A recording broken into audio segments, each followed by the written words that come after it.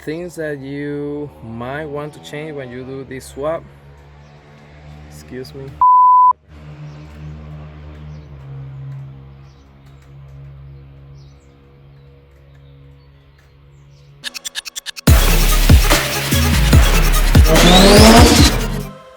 Welcome back, guys, to the vlog. My name is Tony West and this is Tony West DIY. ¿Qué es la que hay? If you're new, please subscribe to the channel and press the bell button for more content. Today we are going to talk about how to do a power steering, electric power steering swap. I'm going to talk about how much I pay for it, and I'm going to go with you through the whole process. I already made this swap, but all the pictures are in my Instagram. By the way, follow me on Instagram, Facebook, and Twitter, and you can look for me by Tony West DIY. Also, you can send me emails or questions to tonywestdiy@gmail.com. All right, let's get started. I wanted to start this video because people that have been following me know that I'm moving back to the States, and I'm trying to clean all the house and throw away everything that I can. And before I throw away the power steering, I want to teach you guys and go through the whole process to do this swap. This is the stock one. This is a hydraulic. These are the lines. And when I did the swap, the engine swap, I broke one of the lines that were going through close to the fuel rail, specifically this one. Since I wanted to do a return setup, this fitting was hitting the power steering pump, which is supposed to go here. So I was trying to bend the line a little bit, and I broke it. So I decided to then go EPS. Things that you need, and I'm glad that this belt stopped this way, so you guys can see the code or the number item for the belt. You need this bracket, which is the EP3 bracket, Civic 2000. I think this one was a Civic hatchback SI 2003, but all the hatchbacks I'm seeing that have the EPS or electric power steering have those. So you can buy one of these in order to take the power steering out and use that code. This is the stock one. K-Tune have a different one. It's up to you. You want to go K-Tune. I decided to go cheap and go OEM, but it basically do the same thing. And this code will help you to find the belt. To find the measurement was a pain in the ass, especially when you go to AutoZone and the guy that is trying to sell you the part don't know shit, and they panic when you say, oh no, I did a modification and I got a SI bracket, and yeah, they don't know what the fuck you're talking about. And as you can see, even though this is a K24, I'm still using the same belt that I use with my K20 A3. Also, I kept the crank pulley down below. I don't know if you guys see it because of the sun, but I think the K20 A2 crank pulley is a little bit smaller, but yeah, you guys get that part. So going back to the stock power steering, so after I broke it and I did the fuel setup, I just looped this, and I got tired of not having power steering. I want to show you the brackets too before I throw them away. because the bracket for the electric power steering are completely different. And I tried to do the swap back in the States, but the bracket were discontinued from Honda. So the only way that you can find them is if you go into a junkyard like I did, and then buy the whole thing. All right, so talking a little bit about the electric power steering, or EPS. You can find, there's a couple companies, especially Vision Auto Works, that sell you the whole kit. I believe it's 500 plus shipping, and it includes you the brackets, which are there. It includes you the actual power steering, the motherboard, and if your car is pretty low, it will sell you race bracket to kind of, instead of, you see the angle that the inner tie rod has, like it's kind of like that. So it will help help the power steering to be more straight, and the engine will suffer less to move, especially if you have big wheels. So it's a pretty good packet, but the main reason of why I wanted to share this is the whole setup cost me $10. Yep, $10. So a buddy of mine works in a junkyard close to here, and it's hard to find on the parts here in Europe. And every once in a while I show up to the junkyard, and I found an EP2. EP2 is a Honda Civic hatchback, same as the USDM or the one that we see in the United States. Is the EP3 SI. The only thing is that, like, it's kind of like the base model of that EP3. So it's an EP2. It doesn't have the K20 A3. It has the D17, which I think put out like 120, or I put the actual horsepower later when I did the video. But yeah, I was lucky enough. There was one there, and when I opened the hood, bam, electric power steering, for $10. So things that you might want to change when you do this swap. Excuse me, motherfucker.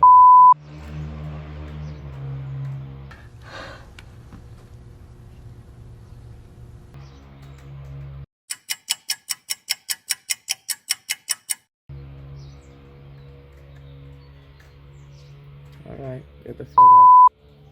Okay, back. Sorry because of that motorcycle.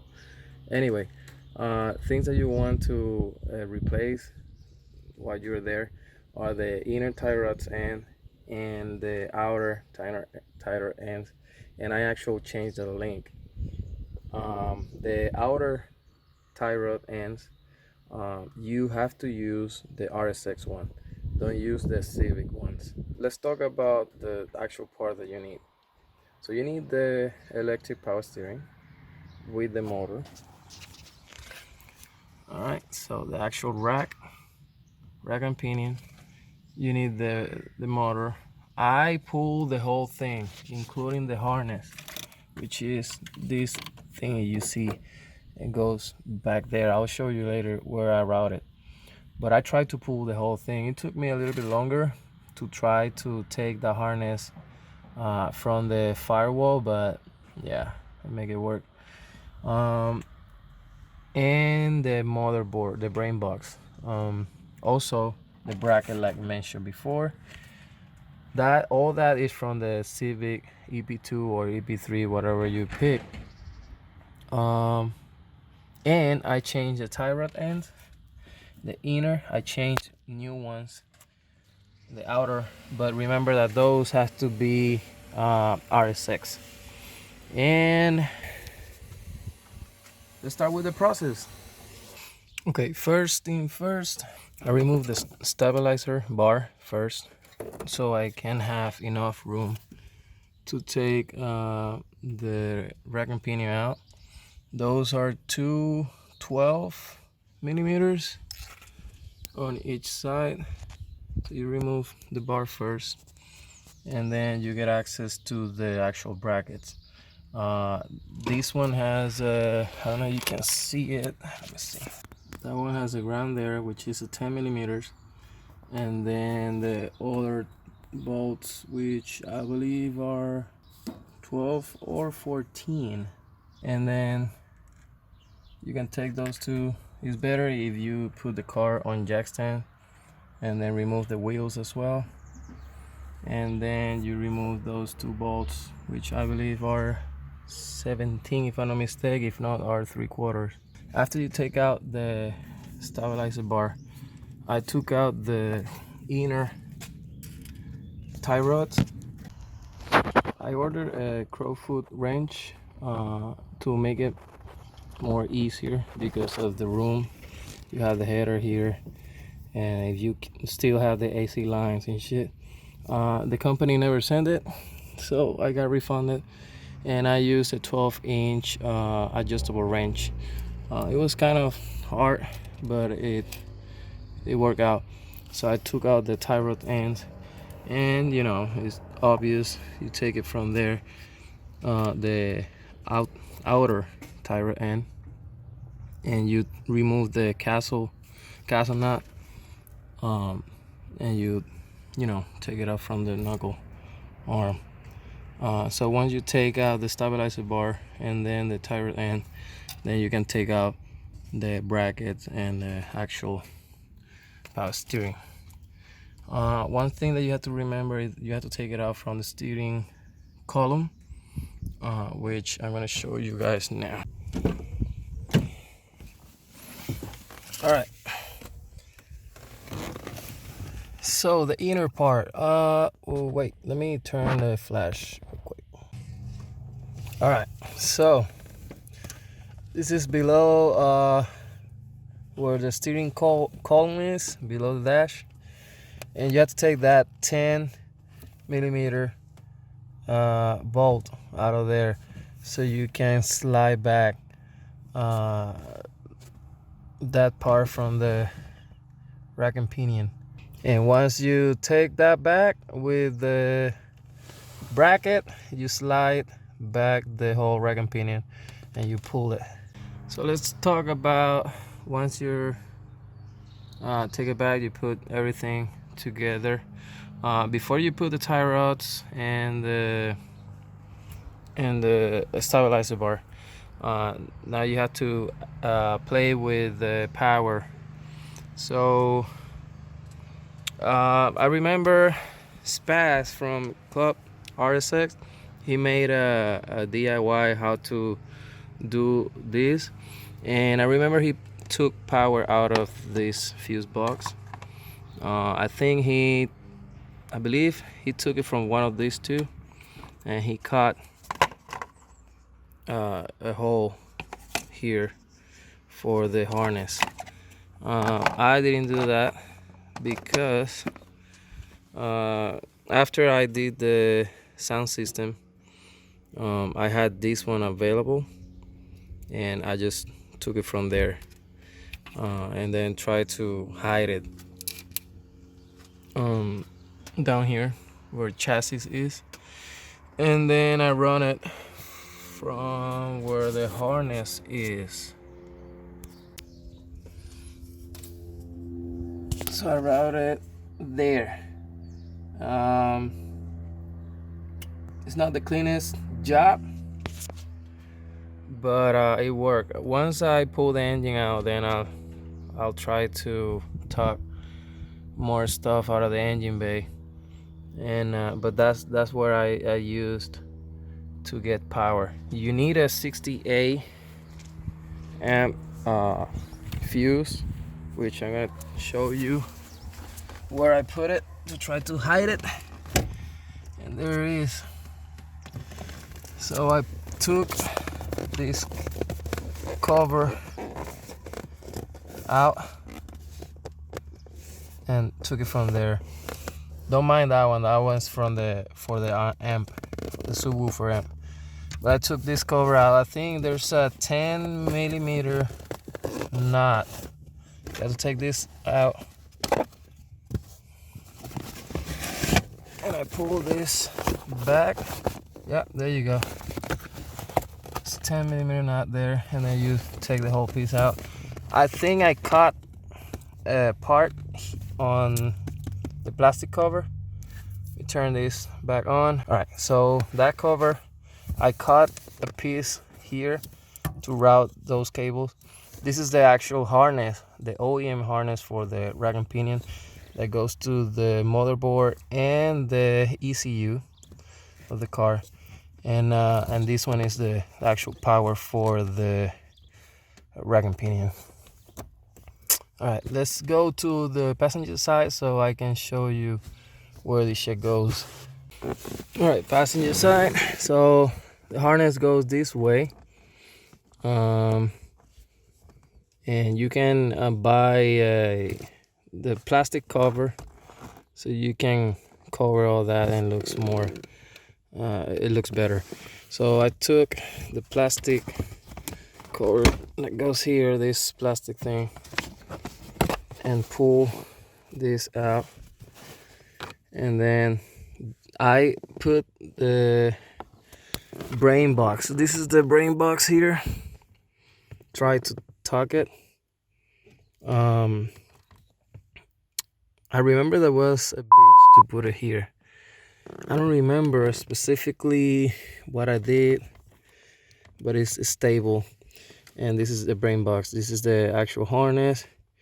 This is where the power is. I'm gonna explain more the color later, color code cables, so you will know. But this is where the harness goes. This one, and then the power one, which is this one. The ground is this black one, and I believe I took the glove box out, and I got it from the actual chassis. I don't think that you guys can see it. Nope. But it's there. This is the actual ground. And then this plug, that's where you want to hook the 3 cables that goes to the ECU. So the 3 magic cables are this yellow one right here, the blue white, or mine looks almost green, and then this one blue. So the blue white is the one that is the VSS sensor, which is the vehicle speed sensor located in the transmission, and this one goes to the pin A18 right here on the white and green one. Just remember, this is a 2003 RSX.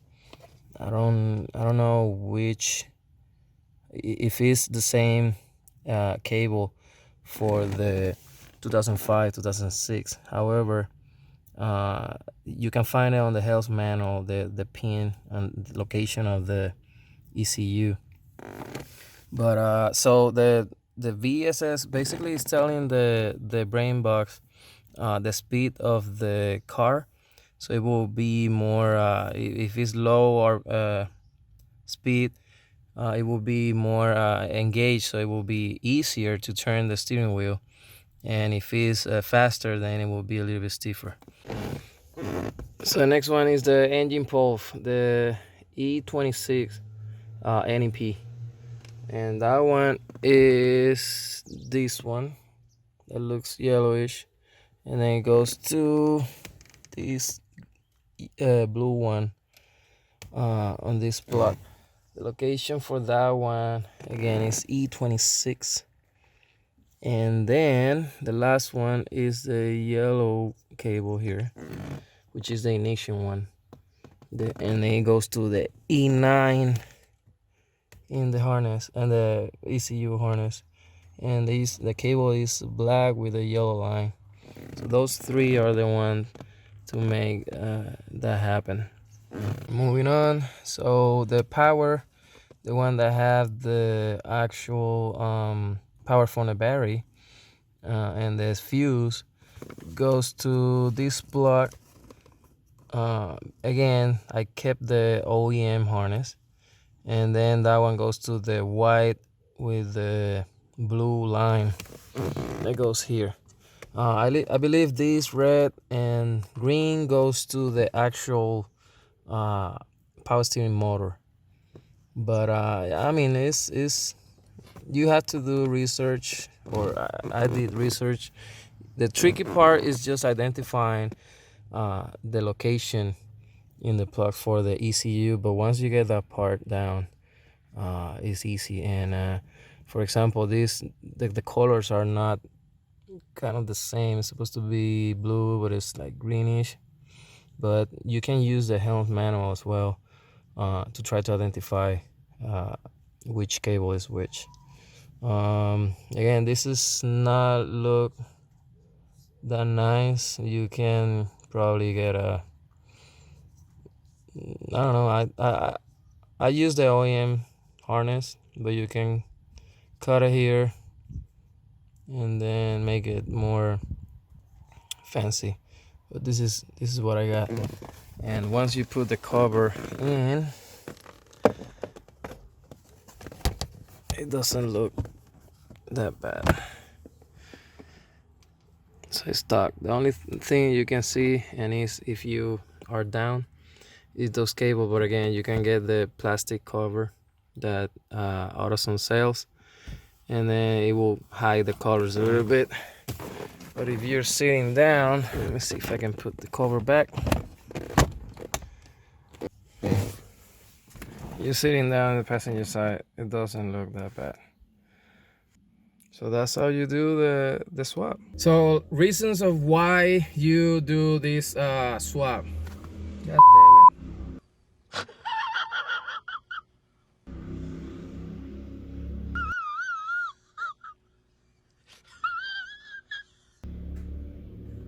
All right, again. Reasons of why you want to do this swap. Basically, I didn't have any choice. I broke the damn power steering pump, and I wasn't going to spend money, especially since, like I said before, I wanted to do a return line, and I needed that route, the space in that route to put the return line back to the tank. Horsepower, and there's no big difference of horsepower or RPM if you do the swap. Especially this is a daily drive. I'm not running 9 second that I'm trying to squeeze every horsepower that I can. So it's not because of horsepower. I think the main reason is to make the engine bay looks cleaner. I really enjoy how the engine bay is looking. There's a lot of stuff that I have to do to make the engine bay cleaner, like ABS relocation, battery relocation. All that will be done later when I finish the build and make it a turbo to run the charge pipe where the battery goes. But I've seen cars that they don't relocate battery, they don't relocate ABS, and they still running turbo setup, especially Sidewinder, where the turbo moved to the left side of the engine bay. But again, I was tired of daily drive this car without power steering, especially on tight turns and shit like that. And right now, I really enjoying the power steering. You can find it again, Vision Auto Work for $500, but I was lucky. I was trying to get it from him, but since I'm in Germany, it was hard for him to ship it, or I will have to pay a lot more just to get the whole kit back here. But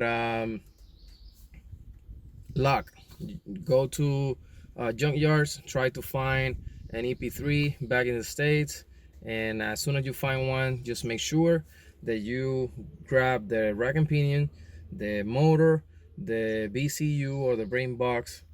Harness, I don't think Spaz utilizes the stock harness. I think he uses different cables, but the main thing are the brackets. Civic EP3 or EP2 in my case brackets. Those are discontinued by Honda, and the only way that you can find it if you get it from another car. What else? I think that's it.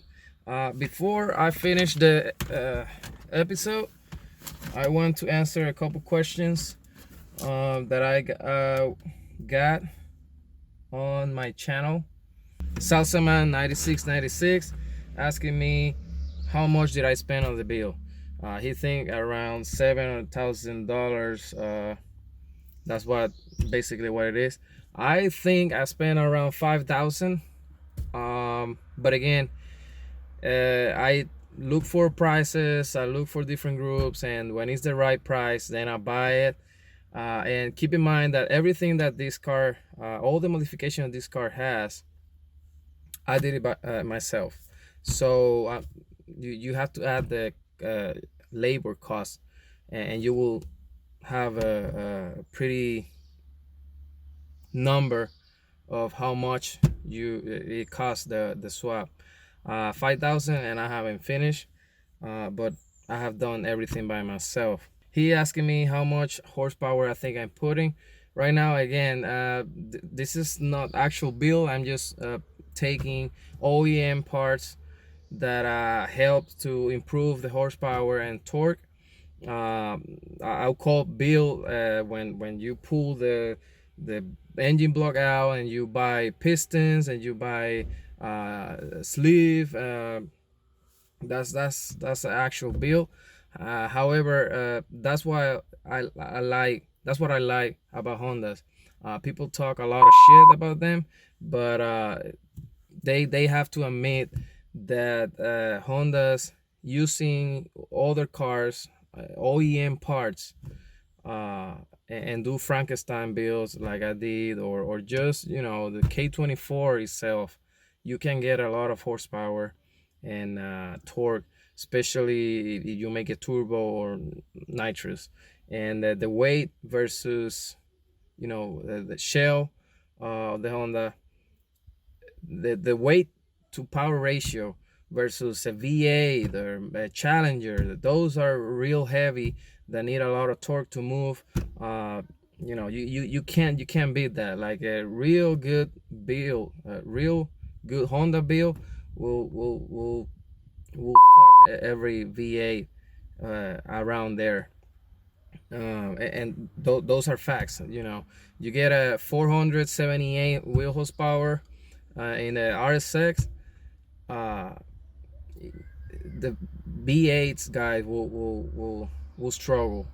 Again, all depend the mods, all depend what they really have, but those are facts. Loyal Honda fan explained to me the actual difference when I spoke about the K24A3 that I have. First I put the CL7, which it was wrong. The K24A3 engine that I have, 2008, and that's for a CL9. The CL7 Euro R, the actual Type R, came with K20A2, which was put in 220 horsepower. So that's right there. Remember the Honda Accord CL9 or Euro R or whatever, it's like the TSX for ours. So back in the States. So that's there. We're getting to the end of the video. Thanks a lot for watching. Remember, if you like what you're seeing, if I'm putting real good information, or you have RSX and or RX7 and you want to see want to do what I did to the car, please subscribe to the channel and press the bell button. Share it with you guys, with your friends. Help me to get more subscribers. And do you have any questions? Remember, I'm always available by email, TonyWestDIY@gmail.com, Facebook, Instagram, and Twitter. can find me by Tony West DIY. And that's it, guys. I enjoy what I'm doing. I'm enjoying that people are reaching me, asking me questions. I really enjoy that. I like what I do. I like cars, and you know, it's my passion. So thank you guys for watching, and until the next one.